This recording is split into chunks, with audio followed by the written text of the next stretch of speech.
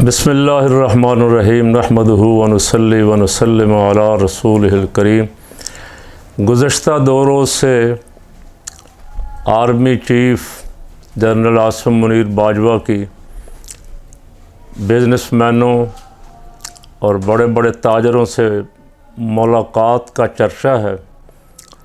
कराची और लाहौर के बड़े ताजरों से मुलाकात में उन्होंने बहुत सारी यकीन दहानियाँ करवाईं।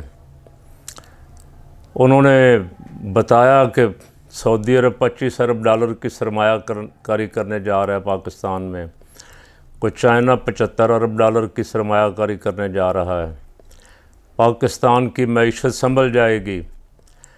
कराची के ताजरों ने कहा कि यहाँ जो सिस्टम है जालसाजी और धोखाबाजी और करप्शन और बत्ताखोरी का, जिसकी वजह से ना तो कोई इन्वेस्टमेंट आ रही है और ना लोगों को इत्मीनान है।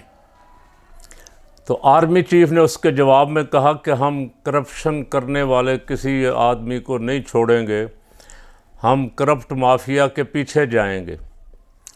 इससे पहले भी ख़बरें आ रही थीं कि कुछ होने वाला है, बड़े बड़े करप्ट आदमियों पे हाथ डाला जाएगा। आपको याद है आर्मी चीफ़ साहब कि ये सारे मामलात ख़राब वहाँ से हुए जब एक चलती हुई हुकूमत को ख़त्म करके इस माफिया को मुल्क का इक़्तिदार सपुर्द कर दिया गया, झोली में डाल दिया गया, लो जो भाई करना चाहते हो करो। और उन्होंने जो किया है उसकी ख़बरें आ रही हैं और हमसे 1000 दर्जा ज़्यादा आपको पता है, एजेंसियों की रिपोर्टें भी आ रही हैं। एक आदमी पीपल पार्टी का, उसके घर से कोई 67 अरब रुपया बरामद हुआ है। लैटरीनों में, मकानों के दरो दीवार, हर तरफ पैसा ही भरा हुआ था। उसके नौकरों से डॉलर बरामद हुए, पीपल पार्टी का वज़ीर था। अब दूसरी ख़बर जो आ रही, शाजिया मरी के घर से उससे भी ज़्यादा कोई 97 अरब रुपया बरामद हुआ। पीपल पार्टी सारे लीडर जो हैं, जिनके नाम हैं, वो जाके बैठ गए दुबई में। जरदारी साहब, बिलावल, शर्जील मेमन, मुराद अली शाह, नासर शाह, सरदार, मुख्तलिफ वज़रा जो हैं, जिनको ख़दशा है अपना अपना, और नून लीग के सारे बैठ गए जाकर लंदन में।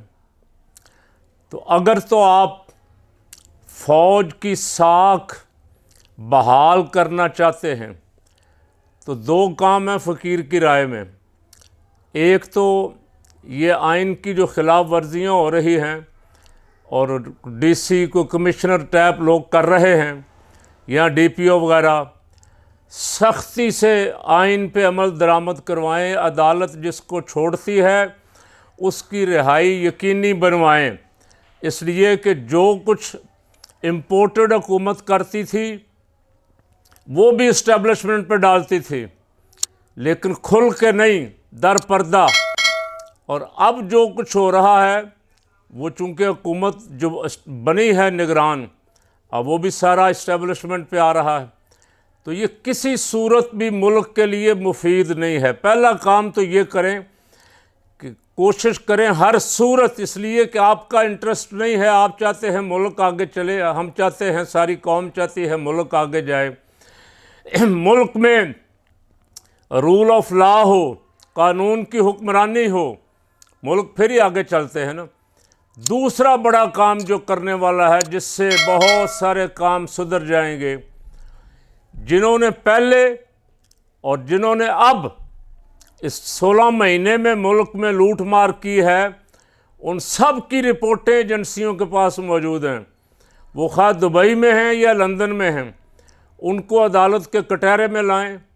जिस पे करप्शन साबित हो जाए कि उसने मुल्क को लूटा है, मुल्क का पैसा, उनसे पैसा वापस करवाएं हर सूरत, और करार वाकई सज़ा दें और उनको ताहयात नाअहल करें। जब तक ये नहीं करेंगे, कैसे कौम को, बिजनेसमैनों को, ताजरों को एतबार कैसे आएगा कि आप करप्शन पे ज़ीरो टॉलरेंस की तरफ जा रहे हैं। स्मगलिंग जो हो रही है उस पे बड़ों पे इल्ज़ाम है, ईरान से तेल स्मगल होकर आ रहा है। ईरान से तेल क्यों स्मगल हो रहा है? ईरान हमारा बरादर इस्लामी मुल्क है, ईरान के साथ तिजारत करें। ईरान में अगर 1 लीटर 7 या 8 रुपए का है, पाकिस्तान में 300 रुपए का है। आप अगर उनसे तेल लें, छोड़ें अमेरिका की गुलामी को, छोड़ें कि यूरोप क्या कह रहा है। वो सब अपने अपने मफाद के लिए जहां पाबंदियां भी हैं उनसे भी तिजारत कर रहे हैं। आप ईरान से ताल्लुकात ठीक करके ईरान से खुद तेल मंगवाएं तो स्मगलिंग ख़त्म हो जाएगी। जब आपके मुल्क में तेल 300 रुपये का लीटर और ईरान में 8-10 रुपये का लीटर, तो फिर स्मगलिंग तो होगी। और इस स्मगलिंग से जब लाखों करोड़ों अरबों रुपया कमा रहे हैं बाज़ जिम्मेदारान, तो वो कैसे ख़त्म होने देंगे? बॉर्डर पे जो फोर्सेस खड़ी हैं वो उनकी मर्ज़ी के बगैर ना तो कोई शय स्मगल हो सकती है, ना आ सकती है, ना जा सकती। मैं नहीं कहता। आपके वो ताजर सारे, आपकी एजेंसियां जिनसे आप मुलाकातें कर रहे हैं, जो आपको रिपोर्टें देती हैं, वो कह रहे हैं कि हमारे बॉर्डरों से बेपनाह डॉलर स्मगल होके जा रहा है, जिसकी वजह से पाकिस्तान में डॉलर रोज़ बरोज़ चढ़ता जा रहा है। अगर मार्केट से डॉलर स्मगल ना हो, पाकिस्तान का पाकिस्तान में ही रहे, तो ख़रीदार भी आपको को नहीं मिलेगा। लेकिन जब उनको पता है कि डॉलर 300 का लेके 350 का बार बिक रहा है, तो क्यों ना स्मगलिंग करेंगे? ख़रीदार जो हैं वो डॉलर के पीछे क्यों ना भागेंगे, सरमायादार? तो आप अगर बॉर्डर पे स्मगलिंग रोक दें और ईरान से बजाय इसके कि आप उस तेल जो आ रहा है उस पर पाबंदी लगाएं, ईरान के साथ खुली तिजारत करें, हाई लेवल पे करें, सरकारी सतह पे करें। आप रूस से तेल मंगवाते एक हुकूमत गवा बैठे, दूसरी हुकूमत झूठ बोलती रही कि हमारी भी रूस से सेटिंग हो गई है, तेल सस्ता आ जाएगा। आज तक नहीं आया। मुसद्दिक मलिक साहब बैठ के दावे करते रहे चैनलों पे कि तेल चल पड़ा है, यहाँ पहुँच गया, वहाँ पहुँच गया। आ भी गया किसी मुल्क से, तो यहाँ जो माफिया बैठा हुआ है वो आवाम तक तो सस्ता नहीं पहुँचाएगा किसी सूरत में। वो जो प्रॉफिट मिलेगा, मुनाफा होगा, वो खुद खाएगा। तो आप मेहरबानी करें, ईरान से तेल लें।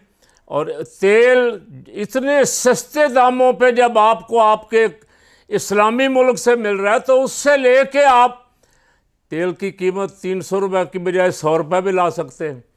अगर वही तेल आपको सस्ता मिल जाए 10-11 रुपये पर लीटर, और यहाँ आके आप 100 रुपये भी दें, तो फिर भी आप नफ़ा कमा सकते हैं। लेकिन शर्त यह है कि इरादे में ये हो कि आवाम को सहूलत देनी है, आवाम के साथ भलाई करनी है, आवाम का फ़ायदा देखना है। अगर माफिया का फ़ायदा देखना हो, बड़े बड़े स्मगलर जो बैठे हैं उनका फ़ायदा देखना हो, जो 2 ख़ानदान पैसा लूट के बाहर भाग गए हैं, अगर उनकी मर्ज़ी पे हुकूमत चलानी हो, तो फिर ना तो करप्शन ख़त्म होगी जनरल साहब, ना स्मगलिंग ख़त्म होगी, ना पाकिस्तान से गुर्बत ख़त्म होगी, और ना कीमतों के अशियाए सरफ़ की कीमतों के रेट नीचे आएंगे। रेट नीचे लाने का एक ही तरीका है, आपको जहाँ से सस्ता मिल रहा है वहाँ से लें। कोई फ़िक्र ना करें कि कौन राज़ी होता है, कौन नाराज़ होता है।